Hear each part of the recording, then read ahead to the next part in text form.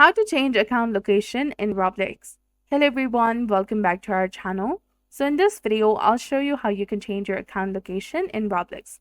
So if your location is incorrect, showing the wrong country, you can change it by going to Roblox website. So click on the settings or the gear icon in the top right corner of the screen and then tap on settings. Now scroll down to find the account location. Sometimes you can simply click the drop-down arrow and change it manually. However, if you don't have this option, scroll down to the bottom of the window and then tap on Help. Now select Roblox account and in the search box, type in location. Go to account location, then tap on support form. Now fill out the form with your username, your first name, and your email address, ensuring the details match your account information.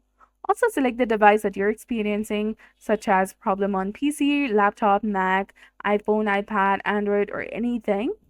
Now in the help category, simply go ahead and select how to, and in the self-help category, select how to change my location. Now in the description, write my actual location is XYZ, for example, United Kingdom, USA, or anything. I can provide documentation to prove this if needed. Why is it showing the wrong location? And then press and continue in the bottom. You may need to solve a verification puzzle before pressing submit and wait for a couple of business days for Roblox to contact you.